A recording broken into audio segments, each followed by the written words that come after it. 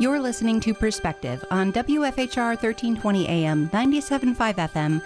I'm Melissa Kay, bringing you news in our community. During this interview, I'm talking with Sheriff's Chief Deputy Quentin Ellis on Wednesday, February 4th. Thank you for joining me, Quentin, to bring the community an update from the Wood County Sheriff's Department. Thanks for having me. Always a pleasure to be here. And we also have along for an interview today Cherith DeFabbio. She is joining the Sheriff's Department in a new grant-funded co-responder position. This is a diversion program for nonviolent offenders that can help rather than them spending time in the Wood County Jail. Thank you for being here, Cherith. Thank you so much for having me here today. All right. So before we dive into this new position, Chief Deputy Ellis, I'm hoping that you can fill us in on where Sheriff Becker is today. So, because let me finish though, because we crossed lines and I didn't even get to talk to him last month, and now he's standing me up for this. But no, I'm kidding. He's doing important stuff down in Madison. So fill us in on what he's doing. He's sorry he can't be here. He enjoys the show, but he is getting ready to testify before the Assembly on upcoming bill to regulate cryptocurrency kiosks in Wisconsin. So it's something we've been passionate about, and he and Investigative Lieutenant Scott Goldberg have been doing an excellent job at kind of leading the way to try and get some legislative help for our residents of Wood County. So let's explain for the listeners a little bit what a crypto kiosk is. They're mostly found in convenience stores or places of that nature, but how does the scam work? So they look similar to an ATM. As a matter of fact, before we started taking complaints of the scams taking place, I'd probably walked past them hundreds of times when I was in convenience stores without realizing it and just thinking it was another ATM. So what it is it's really a way that scammers use to take people's cash from them. They will call with any amount of different scenarios. It might be, one was actually people were calling saying they were me. That me from the Wood County Sheriff's Department needed you to put money in a cryptocurrency kiosk to avoid coming to jail. And unfortunately it works, and these people are good at it. They target a lot of times elderly people that fall victim to this, that want to avoid trouble, that they want to be in accordance with the law that they believe.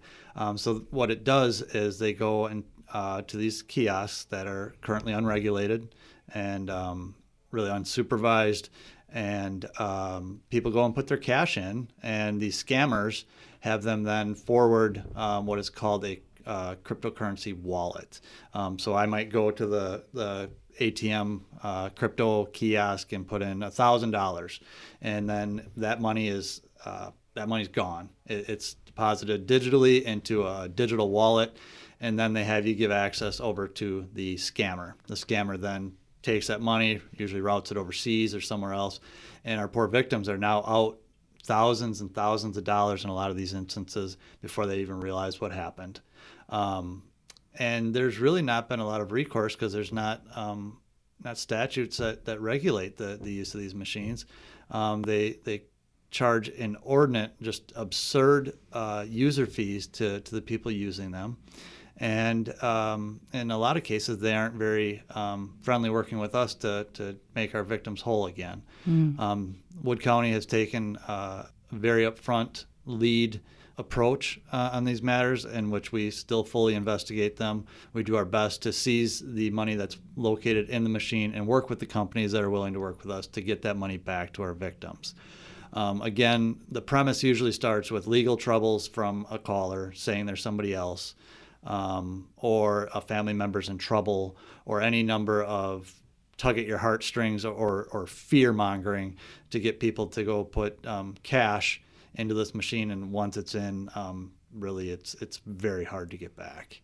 So this legislation that they're trying to pass, you and I believe that it's Assembly Bill 968. This has broad bipartisan support at the Capitol level, and it would protect both consumers and also operators. So the people who own the convenience stores, I'm assuming that would be the operators that own the convenience stores that house these kiosks.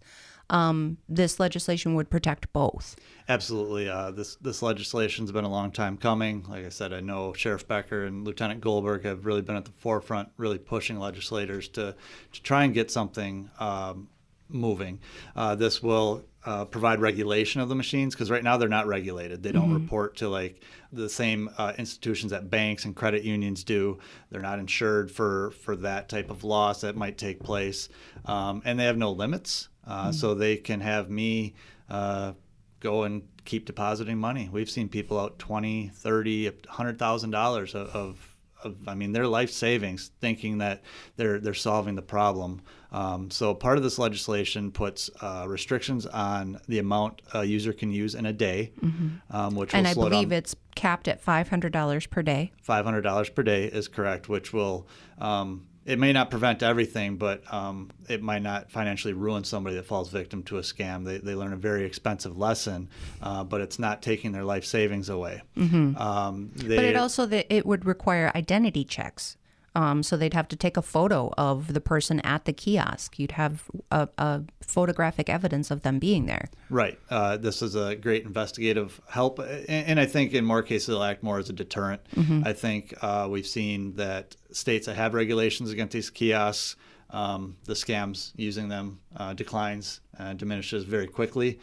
Wisconsin is one of the few states in the nation that doesn't have regulation for them, and so it's a hotbed. Years ago, when this first started, we were keeping a tally of the number of dollars that Wood County residents have been victimized, and it was just a large number, in the hundreds of thousands, just from a few cases. And like I said, we've seen people losing their life savings, funds that they're going to send their kids to college with, retired people that were needing that money to live with or to live on, and all for no valid reason. These kiosks, well, the companies would argue serve a legitimate business purpose. People that are investing in crypto can do so online without the huge fees, without the same risks that are incurred, and it's not cash being taken from you. So this regulation will go a long ways into treating these like a financial tool, a much more legitimate one, such as an ATM. You don't expect to granted you're withdrawing from an ATM, but you don't expect to just put in your stuff and all of a sudden have thousands of dollars wiped from you. Really hope not. No. None of us can afford that. So again, our department's been very passionate about it. We're very pleased to have been included in the opportunity to testify in Madison for this bill.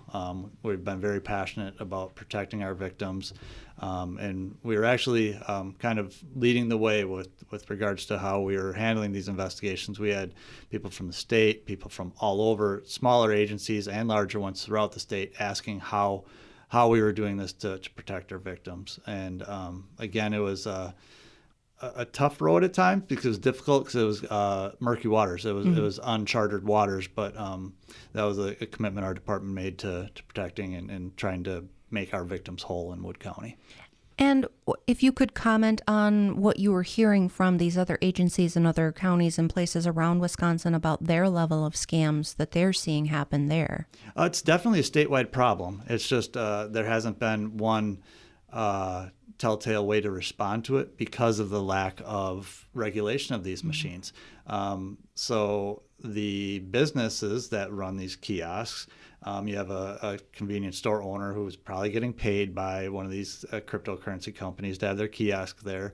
Now they're victimized, and they're just everybody except these major corporations that are based wherever else in the nation or in the world even.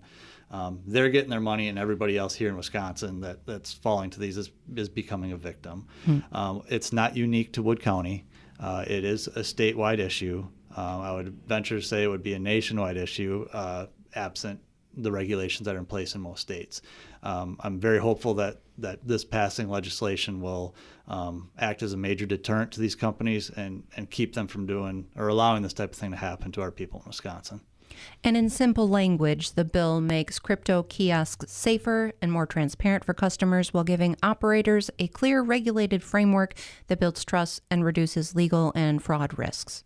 Yes, and it gives us a larger window to recover those funds. I believe there's like a 30-day reporting period in there. If somebody finds out they fell victim to a scam, they can report it using the appropriate channels, and then the legislation would require the companies then to work with us to get the funds back to the victim. All right. Well, let's take a brief pause here to hear from our sponsors. I'm Melissa Kay, talking with Chief Deputy Quentin Ellis, and we're soon going to talk with Cherith DeFabbio. You're listening to Perspective on 1320 AM, 97.5 FM, WFHR. Welcome. You're listening to Perspective on WFHR 1320 AM 97.5 FM. I'm Melissa Kay, bringing you news in our community. I've been speaking with Chief Deputy Quentin Ellis, and we've been talking about the cryptocurrency legislation that is moving through to protect people in Wood County. But now we're going to move into this new program with Coordinated Response Specialist Cherith DeFabbio. And you are the specialist for the Deflection Care Initiative. Is that correct? That is correct. So my position is a grant-funded opportunity that Wood County applied for and was granted. And Wisconsin is unique in that there's only one other state, being Ohio, that has state-level deflection initiatives, which has provided a lot of funding to be able to get this going. So the concept of deflection is catching people very early on their journey that might need services, and to deflect them away from the criminal justice system so that they're able to get whether it's drug treatment, mental health treatment, people with co-occurring disorders, to be able to get them the treatment and services that they need right away, as opposed to seeing them travel down a journey that ends in incarceration. Ultimately, it's a partnership where we're working with our public health department, with all of our law enforcement agencies, with our hospitals, and it's that collaboration of everyone coming together to the same table to be able to work together to get people the care that they need. Mm-hmm. Now, I know that you obviously have privacy issues, like you can't share anything personal of anybody, but could you give us an example of a potential client, of somebody that would work with you? Absolutely. So we are starting off by developing two different pathways into our deflection programming. So the first one is called officer intervention.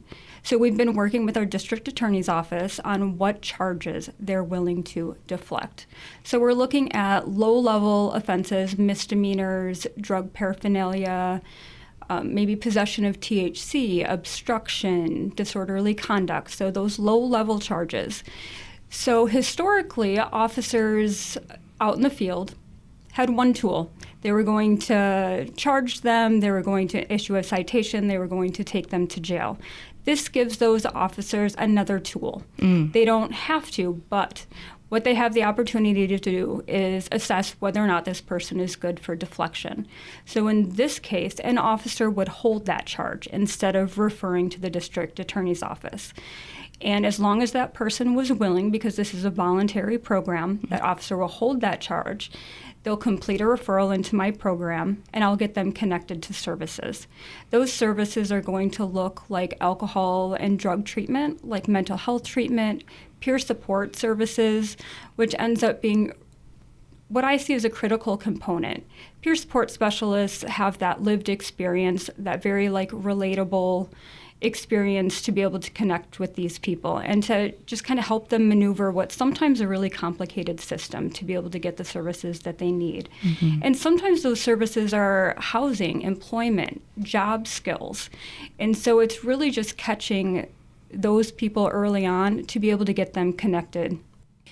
And this is something maybe perhaps more of a systemic issue in society as a whole, of where people are trapped in a cycle of either poverty, or they grew up in a disadvantaged household. They didn't have good mentors to teach them how, and then they've made a series of poor life decisions that end up in a place like this. So I don't want to put words in your mouth, but with a program like this, you can spot those things or those trends with them, and instead of throwing them into jail, or like you said, just putting out charges. You use a lot of jargon that I know that I don't understand, so I'm guessing listeners don't understand maybe either. But to have a something that you just made a bad decision, and now there are other options, and there are other pathways to helping you get your feet flat on the ground and making better decisions in life. Absolutely. So oftentimes we see people on their worst possible day. And, we don't want to see people just end up in a criminal justice system that doesn't allow them to get better. And ultimately, we want to be able to see a person as a whole and treat them holistically, so that we're looking at that whole picture and taking that piece and working with them for a very client-centered approach. What do they want to see happen? And you're right, oftentimes they're coming to the table with a family history of challenges, with histories of trauma, and we really want to be able to provide that intersection where they can get better. Talk a little bit, if you would, for me, with these partnerships that you work with other agencies in the county, and what that would look like for a person as part of this system or this program. So we are partnering with our public health, and our public health provides lots of different services.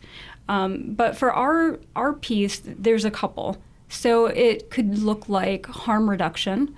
So people that are maybe actively using and are still in that contemplative state of change, where we just want to get them through that. So those are your needle exchanges, your Narcan distribution, keeping people alive and healthy till they get to that place where they can break free from whatever that cycle is that they're in. They also provide us with the opportunity to be able to do that referral so that they can get in and have either an alcohol and drug assessment or a mental health assessment, and then be able to follow through with treatment and services. We also have a partnership with Three Bridges. Three Bridges offers that peer support, that housing assistance, the job skills, being able to have those regular check-ins, so that when people are struggling, that they have someone that they can reach out to that's very connectable, very relatable for them. So it almost sounds kind of more of a mentorship. Absolutely. And while the variety of issues that you look at and that you're dealing with this program, you have the knowledge to be able to know where to connect them and who to refer them to throughout this program. Absolutely. And part of that will be our intake process. So let's take, for example, somebody gets referred for disorderly conduct, let's say. But after meeting with them, we discover that maybe they're struggling with alcohol abuse. Maybe they're struggling with their mental health. Maybe it's that co-occurring piece of life issues that are going on. Maybe they have a relationship issue. Maybe they lost their job. Who knows, right? Life happens to people, and it just doesn't always go the way that we want it to. That's very true. So in that initial intake, I'll be able to do some assessments and work with them about what they're identifying as their challenges, and be able to work with them to get them connected to the services that they're looking for. All of this is completely confidential. Absolutely. For the person that you're working with, and then the referrals, much like if someone's going to therapy or going to their doctor, like these are not things that, because a lot of these issues and things that we're talking about, they come with some stigma. Like mental health and those things, we're starting to talk, it seems like we're starting to talk about them more openly, but it's still hard for people in those situations to be open about that. Absolutely, and part of this is reducing that stigma and normalizing those challenges that a lot of people are facing. During that initial intake, we'll go through like releases of information and those assessments so that they'll know and be agreeing to anything that we would be disclosing to any other agency. I anticipate that my role as case management behind that will be for a period of about 6 months. It can be extended, it can be shortened. Again, it's a voluntary program. People, they can withdraw if they feel that they don't need the services anymore. As far as what I foresee with charges being deflected, there will be certain things that they will have to contractually agree to complete. And again, it's going to be very client specific. We're not going to have this one size fits all. It's not a cookie cutter. It is not, because people are not cookie cutters. Right. So you've only been in this position since, is it November? Correct. How have you, are you happy with, like, how's it going so far? So our first few months has been a lot of policy and procedure development, and educating our staff and those that we'll be working with about what this program is, what services we'll be able to offer, and how we're going to move forward together collectively and collaborate together. Okay. Well, if anybody has questions, is there a way they can reach out? Absolutely. They can reach out by contacting the Wood County Sheriff's Department and asking for the coordinated response specialist. Wonderful. Well, thank you for the time today, Cherith. Thank you. I'm Melissa Kay, speaking with Chief Deputy Quentin Ellis and Cherith DeFabbio of the Wood County Sheriff's Department. Thank you both for taking the time to speak with me today. Thanks for having us. Thank you very much.